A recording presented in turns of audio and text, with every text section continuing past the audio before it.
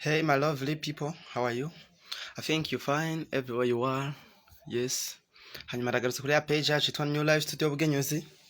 Page iduha ubuhinga n'ubumenyi kuri telefone kugira ngo ndabereka agatrike kingene ushobora kuganira n'umuntu uwo ari we wese ku isi mukayaga neza kuri WhatsApp kandi mudasangije ururimi ariko mukaganira muhuza. Murumva ko ari agatrike k'ubwenge. Uwize igifaransa, uwuzi Kiswahili, uwuzi Icongereza, uwuzi Igishinwa, uwuzi Icarabu, bose abo bantu mukaganira no gutuma waraciye ku ishuri mugahuza wikoreshereje ubuhinga nyanda kwereke muri ino video. Rero kaburi mushasha ndagusabe ubanze unyaruke hano muri Facebook. Yes my people. Mwihangane kuko video ndayikoze nyene nk'ivyoka ndavuze nti aka gatrike manda kabasangize imbere yuko nja ku mirimo ya misi yose. Hanyuma nkuko bisanzwe nyene uraza kuja hariya muri recherche. Uraza kuja hariya muri recherche. My people. Aho nyene uraza kwafyonda. Chandika ijambo New Life mi jambo rimwe. Studio Bugenyuzi. Studio Bugenyuzi. Ni New Life Studio Bugenyuzi ucukora recherche. Ndabasabe umuntu wese azakuraba iyi video aka kantu aze kugakora kugira ngo hatagira video n'imwe izokigera imucika kuko page murabizi cisha ko video z'ubwenge buri munsi. Yes my people, reka dutegereze ndabereke ikintu muza kumfasha. Ndashaka umuntu wese atarakora suivre kuri no page aza guca abikora. Aza guca abikora kugira ngo hatagira video n'imwe izokwigera imucika. Hanyuma aza guca fyonda kuri no page ya mbere iza kuza hano hejuru. Aza guca fyonda kuri no page. Hanyuma murabona ko hacaza ijambo follow cyangwa se suivre. Wowe uraza gukora ndagusabe uza kuzufyonda ahanditse follow cyangwa suivre uhafyonde nkuko. Numara kwafyonda uza gucubona ngo following, then uza kubaye mu abone wanje, uza kubaye umufollower wanje. Murabona ko dukurikirana n'abantu 36,000. Hanyuma nta video n'imwe y'ubwenge izokwigera igucika. Yes, reka rero tujya mu kucirwanya zina cingene ushaka kwiganirira. sorry. Ushaka kuyaga n'umuntu wari wese kwisi mudasangije ururimi kandi mugahuza. Waza kuza rero muri WhatsApp nkuko bisanzwe. Hanyuma urondere uwo muntu ugomba kwandikira. Nk'uje wanivugira igifaransa, reka tuyage n'umuntu bita Obama wo muri Amerika. Ndaza kuza mfyonde hano nyene ndamurecherche Obama. Tuyage turabe ko duhuza kandi tudahuje ururimi. Cenja muri recherche ndondera uwo muntu ngomba kuganiriza Obama. Hanyuma ehengu yamaze kuza. Yes my people. Hanyuma bwamaze kuza. Ukuntu bigenda baza kuza kugira tumwandikire. Ubu avuga Icongereza, je mvuga Igifaransa. Yes my people. Baza kuza kwa tuno tuburungu dutatu. Aha rutubungu dutatu aha. Ndaza mwese muri kuhabona. Ncensho ndaho kwa tuno tuburungu dutatu.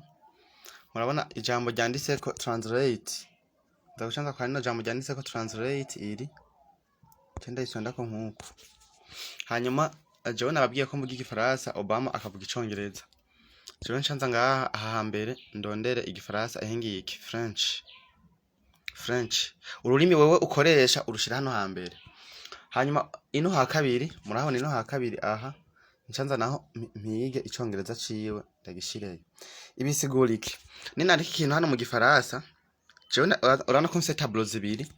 Murabona ndafite tableau ya mbere iyi niyo nza kwandika mu Gifaransa. Mugabo biza guca byihindura urabona aka kantu karinga bica bigendera mu Congereza. Ivyo ibigiye mu Congereza navyo biza guca byafisha. Yes my people.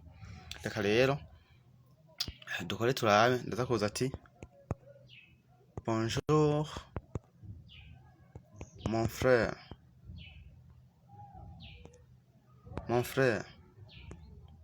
comment ça va? Naike nkuko cenda namubaza. Murabona bonjour mon frère, comment ça va? Bana good day my brother, how are you? Bana ko byahise byihindura mu Congereza.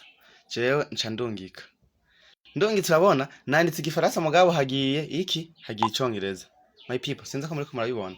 Jewe nanditse igifaransa ariko hagiye icongereza. Yes, murabona ko akantu k'ubwenge.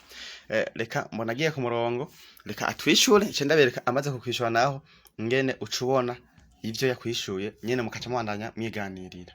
Yes my people, nakantu k'ubwenge mwiye gusa mugumane nanje gushika impera ya video hatagira ikintu na kimwe kiza kuducika. Reka turindire inyishu aduha. Murabe ingene mushaka kwiganira n'umuntu wese kwisi mudasangiye ururimi. I am fine my bro. Ona yanyishuye. Donc urabona yuko jewe nzi igifaransa. Icongereza nubwo yabimpinduye ntavyonzi. Urabona cyanyishura icongereza. Bibasha woca umenya gute ivya kwishuye. Ingene ucumenya ivya kwishuye ucuza ngaha kuri aka kajambo nyene ugafyonda ukagumizako. Yes my people, ucuja hano hejuru ukagakopya. Ucugaruka handi kuri twati burongo dutatu. Hanyuma ukashushana hamwe handitse translate. Umaze kuhafyonda wewe ico ukora urabona ko yanyandikiye icongereza ucuza ngaha aha kuri utu tuntu utunyene ukacuza dufyonda kugira ngo hatangure icongereza. Murabona ko ururimi rwatangura rurahindutse. Ucuza ndugumizemo ukopye kaka jambo uheje kuzana. I am fine my bro. Je vais bien mon frère. Urabona ko icibinyereka hariya hejuru. Icibinyereka ivyanyishuye. Je vais bien mon frère muri rwa rurimi rwanje. Mpeje kubona ivyanyishuye nca ndabifuta. Ncengaruka nshingira vice versa. Cyengaruka na Gifaransa canje ti comment la situation.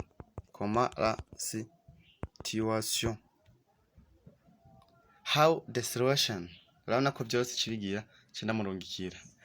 Yes, nikiceba cyo bwenge nabateguriye murabona ko arakigwa gatwika mubandanye mukora share video zacu zigere ku bantu benshi.